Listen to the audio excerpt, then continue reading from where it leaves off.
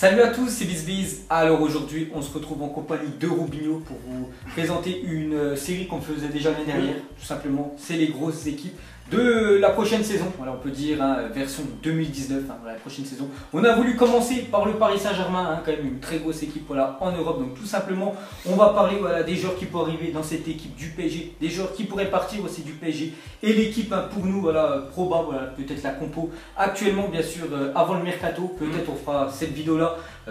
PSG voilà, version 2019, version 2, voilà, numéro 2. Voilà, peut-être dans un mois quand on saura déjà quelques transferts. Mais là avec les rumeurs et tout, on a fait une petite équipe, donc on va vous présenter tout ça. Donc je ne sais pas si vous vous souvenez du procédé, on commence toujours par en bas à droite. Normalement pour nous ce seraient les joueurs voilà, qui partiraient du PSG. On va commencer directement de Pastore. Voilà, pour moi Pastore c'était sa dernière saison au Paris Saint-Germain, ça fait pas mal. Je crois que c'est le premier joueur qui est arrivé sur l'ère Qatari. Donc c'est bien ça, donc normalement je pense quand même qu'il partirait parce que voilà, je le vois vraiment pas du tout titulaire, même remplaçant c'est compliqué qu'il rentre en cours de match, on a bien vu cette année, donc pour moi ce sera un départ. Moi aussi, parce que le secteur offensif, notamment avec les arrivées déjà de l'année dernière, c'est devenu trop compliqué pour lui et même quand il joue c'est pas exceptionnel non plus. Donc voilà, Pastore, normalement ce serait un départ pour lui. Le deuxième ce serait Hatem Ben Arfa, donc lui c'est sûr, il n'a pas joué cette année, de toute façon il l'a dit, la fin de son contrat c'est en juin, bien dans 2 semaines, là, même pas, donc lui normalement voilà, il partirait. J'ai peut-être entendu des contacts du côté de Lyon ou Nice, en 2 anciens clubs où il a joué. Donc Ben Arfa c'est sûr, il ne sera pas un joueur du PSG. Il y a Nkunku aussi, Christopher, donc un très jeune joueur du Paris Saint-Germain. Lui aussi en fait j'ai vu quelques déclarations de sa part. J'ai vu qu'il voilà, ne voulait pas refaire encore une saison. Être sur le banc, voilà, parce que c'est vrai que lui on le voit rarement, on le voit souvent jouer 5-10 minutes quand le PSG gagne 2-3-0. Il le faisait rentrer Unai Emery, donc je ne sais pas s'il va encore refaire une saison comme ça, donc il aimerait bien être soit prêté ou être vendu dans un autre club, il y aura un peu plus de temps. J'ai fait souvent ça, ils avaient fait ça avec Augustin, ils avaient fait ça avec Dembélé au Celtic et à Leipzig, donc les jeunes joueurs qui ne peuvent pas avoir de temps de jeu, ce qui est normal vu l'attaque. Ils sont souvent prêtés ou directement vendus, mais il faut qu'ils expriment un peu leur talent, sinon ça sert à rien d'être sur le Ouais, c'est ça. Donc le prochain, donc Nkunku devrait partir. Voilà. Sinon le prochain c'est Kurzawa. Lui c'est quasiment sûr. Je pense quand le mercato va s'ouvrir, il aura quelques offres, surtout en Angleterre. Il y a quelques clubs anglais qui est intéressés par son profil.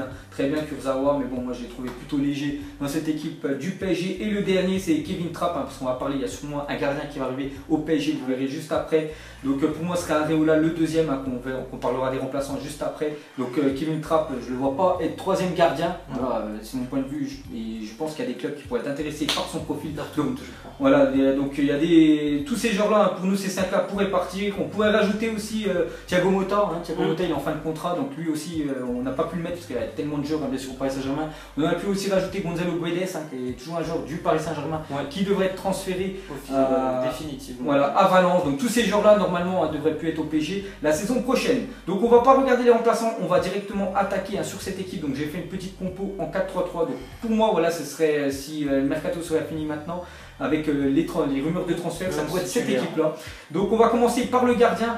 Donc le gardien Buffon, voilà, parce qu'il y a des sacrées rumeurs quand même déjà qu'on va une Buffon 2 ans de contrat au Paris Saint-Germain. Donc on fait la vidéo, on est jeudi. Là, quand vous allez regarder la vidéo, vous allez être dimanche, donc peut-être ça sera officiel Buffon au PSG, peut-être pas. Peut-être il aura signé à Manchester, j'en sais rien, mais pour l'instant il y a beaucoup de rumeurs avec Buffon au PSG. Et pour moi, voilà, s'il arrive au Paris Saint-Germain, pour moi ce serait le gardien numéro 1, voilà, Areola numéro 2 et Trapp qu'on a parlé qui pourrait partir parce que ce serait le gardien numéro 3. La hiérarchie serait organisée comme ça, je pense que s'il arrive, c'est pas plus à 40 ans, c'est pas pour être numéro 2 Buffon.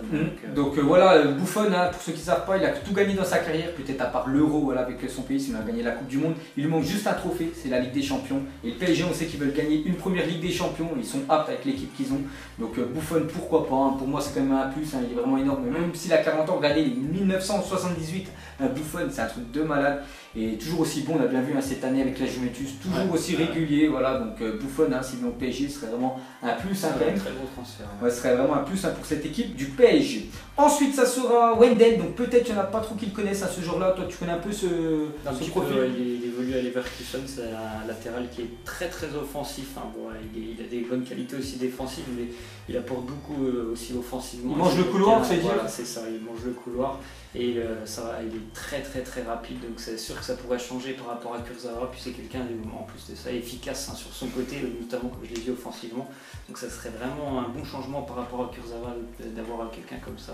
Donc pourquoi je l'ai mis dans l'équipe? Parce qu'il y a des rumeurs avec Wendell que le PSG pourrait, vu qu'ils vont sûrement vendre à Kurzawa, ils vont récupérer 20 millions, un beau chèque hein, quand même, on peut 20-25 millions. Et il pourrait investir cet argent sur Wendell, voilà, un joueur brésilien, parce qu'on sait que le PSG adore les Brésiliens. Donc voilà, peut-être Wendell à l'année prochaine du côté. Les lignes défensives en général. Voilà, du PSG. Ensuite, la défense centrale, on commence par Thiago Silva. Donc lui, aucune rumeur de départ. Hein. Thiago Silva, il a fait même une petite déclaration voilà, qui comptait pourquoi pas terminer sa carrière au Paris Saint-Germain. Voilà, 34 ans. Ouais, mais quand même très bon défenseur, peut-être un peu moins bon, on va dire, lors des grands matchs. Hein. Voilà, il est absent sinon en Ligue 1, voilà, Coupe de France, Coupe de la Ligue, tout ça, il est tout le temps présent. Donc Thiago Silva, on le met dans l'équipe, hein, puisque normalement, capitaine, voilà, capitaine du Paris Saint-Germain, et normalement, bien sûr, il sera dans cette équipe-là. Le prochain, c'est son coéquipier, hein, bien sûr, brésilien, Marquinhos aussi. Hein, pas de départ pour Marquinhos, je me souviens, il y a 3 ans, quand c'était David Luiz à sa place, lui il était tout le temps remplaçant. Il voulait partir, hein, Marquinhos, il y a des clubs comme le Barça qui étaient intéressés par lui. Et du coup, il a resté. Il a bien fait d'être persévéré. Ouais. Et pour moi, Marquinhos, il est quasiment au même niveau, peut-être voire meilleur, hein, parce qu'il est beaucoup plus jeune déjà que Thiago Silva, c'est vraiment le successeur. Et Marquinhos, hein, dans cette équipe du PSG, aucune rumeur de départ. Enfin, on a regardé pratiquement tous les joueurs du PSG. Lui, normalement, il restera. Et c'est très bien pour le PSG. C'est un pilier aussi. C'est un pilier Marquinhos, il faut avouer qu'il est très très bon hein, quand il joue avec le PSG. Le prochain, ça sera Dani Alves. Qu'est-ce que tu en penses toi de Dani Alves? Normalement, il sera encore dans cette équipe-là, parce que voilà, il avait signé 1 an, je crois, au PSG. Sûrement, il va être renouvelé, je ne sais plus si c'était 1 an ou 2 ans. Bref, il touche pas mal d'argent, bien sûr, au PSG. Actuellement, il est blessé, il ne va pas disputer la Coupe du Monde à Dani Alves. Mais voilà, pour moi, l'année prochaine, il va continuer avec le Paris Saint-Germain. Qu'est-ce que tu en penses toi? Moi aussi, après, j'ai pas trouvé que c'était. Franchement, j'ai pas trouvé qu'il avait beaucoup apporté cette année avec le Paris Saint-Germain, mais je pense que les dirigeants du PSG sont satisfaits de l'avoir quand même en défense. Après moi c'est vraiment mon avis personnel, j'ai pas aimé ce qu'il a fait avec le PSG, notamment en Ligue des Champions. J'ai trouvé qu'il avait vraiment plus trop le niveau, notamment de la Ligue des Champions. J'ai vu que par rapport au match face au Real Madrid, je l'ai souvent trouvé dépassé, même parfois en Ligue 1, mais je pense quand même qu'il va rester et qu'il sera titulaire l'année prochaine. Et ouais, grâce à son expérience, c'est pour ça qu'il sera titulaire. Et c'est vrai, hein, tu parlais contre le Real Madrid, voilà, le premier but, je sais plus, c'était je crois le match retour, le premier but, il a essayé de dribbler contre Asensio, je crois, il tentait un petit pont, Asensio récupère la balle, contre-attaque, et but de Cristiano Ronaldo. Et c'est vrai que ça coûte cher, et c'est vrai que pour moi, il était vraiment, où il était au top de sa carrière, c'était au Barça, où il était tout simplement énorme, hein, c'était le meilleur latéral, et de très très loin, bien sûr, Alves. Après, il a un petit peu descendu maintenant à la Juventus, et maintenant au PSG. Bon, après, il a 35 ans, il a une sacrée carrière, Dani Alves, mais voilà, il va continuer. Et pour moi, je le mettrai quand même dans le 11, hein, bien sûr, du Paris Saint-Germain l'année prochaine. Le prochain, on va passer dans les milieux. Donc, on va jouer avec, enfin, on va faire une équipe avec 3 milieux comme jouait le PSG hein, cette année. On va commencer avec Adrien Rabiot. Donc, Adrien Rabiot, hein, donc là, ces temps-ci, un petit peu, tout le monde parle de lui, hein, parce que voilà, il ne voulait pas jouer avec l'équipe de France. Hein, peut-être sa valeur marchande va descendre hein, du côté du PSG, ça se peut, hein, voilà, parce que voilà, ça l'a fait quand même, c'est un peu chelou. Donc, Adrien Rabiot, c'est quand même aussi l'avenir hein, du Paris Saint-Germain. Je crois qu'il a fait que ce club-là, je sais pas, je crois qu'il a été prêté un coup à Toulouse quelques années, mais je crois qu'il est sorti du centre de formation du PSG. Donc voilà, le PSG quand même tient un joueur sorti de leur centre de formation, c'est rare. Hein, si on regarde tous les autres joueurs, bah, à chaque fois c'est des joueurs achetés. Donc Adrien Rabiot qui est très bon, il faut avouer, qui est plutôt bon avec le PSG, un peu moins bon on va dire en équipe de France. Donc pour moi, voilà, il sera encore, voilà, en plus il commence vraiment à être important dans ce maillon bien sûr. Voilà, donc pour moi il serait titulaire, qu'est-ce que tu en penses? Moi aussi, je pense qu'il va rester parce qu'il apporte beaucoup, je trouve, quand il est avec le PSG, contrairement avec l'équipe de France. Je trouve vraiment qu'il est serein dans son jeu, il est calme. Il a vraiment une bonne vision du jeu, donc je trouve que c'est un bon choix de le conserver. Puis c'est, comme on l'a dit, l'avenir. Ouais, il a seulement 23 ans, Rabiot, puis comme il vient de Paris, en plus, et je le vois bien titulaire, hein, donc on l'a mis dans notre 11 voilà, probable. Le prochain, ça sera, là en milieu centre, ça sera Marco Verratti. Hein, je me souviens l'année dernière, ouais, je veux partir au Barça, je veux plus jouer au PSG. Il était parti avec son agent, je sais plus. C'était une magouille totale. Puis du coup, il a vu le transfert de Neymar. Il a dit oh putain, le PSG recrute Neymar, oh putain, le PSG recrute Kylian Mbappé. On va avoir une bonne équipe, pourquoi pas gagner la Ligue des Champions? Ils n'ont pas gagné cette année, on a bien vu. Et du coup, il est resté. Et j'ai l'impression qu'il a envie d'encore rester une saison de plus hein, en Paris Saint-Germain. Parce que là, j'attends aucune rumeur hein, de sa part. En plus, là, actuellement, il est blessé. Hein. Donc, même s'ils auraient joué la Coupe du Monde, l'Italie n'aurait pas été là, Marco Verratti. Parce qu'il a été opéré il y a je crois 2-3 semaines là. Vu qu'il ne joue pas la Coupe du Monde, comme ça, il pourra se remettre à temps. La reprise bien sûr du championnat. Donc Marco Verratti, hein, on le met titulaire parce que voilà, il est très très bon Marco Verratti, juste il faudrait qu'il s'améliore un petit peu voilà, dans les mots qu'il dit, parce qu'il parle souvent, et voilà, on a bien vu contre le Real Madrid, il a pris carton rouge et ça a vraiment plombé, on peut dire, le match. Le prochain, c'est un transfert pour nous, ce serait Paul Pogba qui pourrait venir du côté du Paris Saint-Germain, quitter Manchester United, puisqu'on sait que déjà que José Mourinho ne se tente plus trop avec le milieu, bien sûr, français. Donc on a mis Paul Pogba, le PSG, on sait qu'ils ont beaucoup d'argent, peut-être à cause du fair play financier, ça pourrait peut-être coincer, mais Paul Pogba, on est sûr qu'il pourrait l'acheter. Voilà, le PSG, en plus je crois que lui il est né du côté de l'Île-de-France, bien sûr, aux alentours de Paris. Donc voilà, Pogba au PSG, ce serait vraiment exceptionnel. Et lui avait fait une déclaration il y a à peu près un mois, il a dit que son rêve serait de jouer avec Neymar. Voilà, ce serait vraiment un kiff pour lui. Donc voilà. Donc ça pourrait se faire, bien sûr, Pogba au PSG. Bon, après, je pense s'il part, voilà, il était parti pour 105 millions d'euros, je crois, il y a 3 ans de la Juve à Manchester. Je pense s'il part, le PSG vont devoir encore augmenter sa somme. Certainement 150, quelque chose comme ça. Parce que c'est quand même une marque, il ramène aussi beaucoup d'argent en vente de maillots, tout ça, un sponsor, tout ça, Paul Pogba. Donc je pense qu'il devrait lâcher quand même beaucoup de thunes pour l'avoir. Mais pourquoi pas le voir dans l'effectif parisien la saison prochaine. Ensuite, on va parler des 3 attaquants. Donc le premier, Neymar. Parle-nous un peu de Neymar. Neymar, il fait toujours partie, il fait toujours les gros titres en bois avec ses rumeurs qu'il envoie du côté du Real Madrid, mais je pense que lui, il est conscient dans sa tête qu'il va rester avec le Paris Saint-Germain. Je ne le vois pas quand même quitter le club après un an, et je pense que le Paris Saint-Germain ne le laisserait pas partir de toute façon, même malgré qu'une équipe soit capable de poser certainement un gros chèque. Je pense qu'il ne le laisserait pas partir, donc je pense que toutes les rumeurs qui l'entourent sont totalement fausses. Il partira pas, et c'est lui qui est le symbole de cette équipe, donc c'est pour ça qu'il sera encore là l'année prochaine. Moi je suis du même avec toi, Neymar va continuer. En plus je vous ai fait un petit zappimage en disant voilà, qu'il comptait rester une saison de plus, bien sûr, au PSG. Après on verra si cette année il gagne ou pas la Ligue des Champions, mais Neymar bien évidemment sera titulaire dans ce 11. Et c'est vraiment un joueur exceptionnel. J'espère peut-être pour lui, si la France ne gagne pas, que voilà, le Brésil gagne et pourrait peut-être gagner le Ballon d'Or s'il est performant dans cette Coupe du Monde. Le prochain, ça sera Edinson Cavani. Donc Cavani, chaque année qui passe, à chaque fois aussi bon. Cavani, c'est vrai qu'il marque beaucoup de buts. Cette année, je crois qu'il est aux alentours des 28 buts en Ligue 1. Très bon ratio pour Cavani.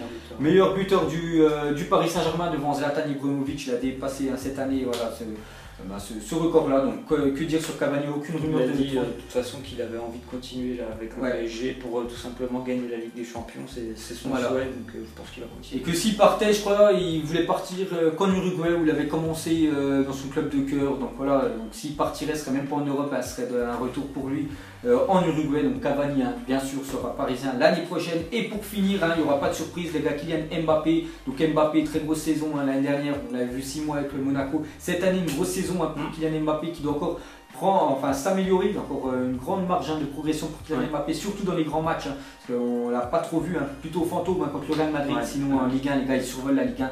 Vraiment exceptionnel. Voilà, il a seulement 19 ans, il a encore pas mal d'années devant lui. Donc voilà, les gars, pour nous, le 11 à l'année prochaine du PSG. Donc on peut voir 3 nouveaux, Pogba pour nous, Buffon et Wendell à gauche. Donc après, on n'a pas changé toute l'équipe, parce que le PSG ne vont pas changer l'équipe. C'est l'une des plus grosses équipes de la planète. Mais avec ces 3 recrues-là, voilà, ça serait vraiment costaud. Il serait bien sûr, encore une fois, favori pour gagner la prochaine Ligue des Champions. Même cette année, c'est quand même un échec. Bon, voilà, on va pas en reparler, bien sûr. Mais avec cette équipe-là, c'est vraiment, il y a ces 3 joueurs-là qui viennent, titulaires.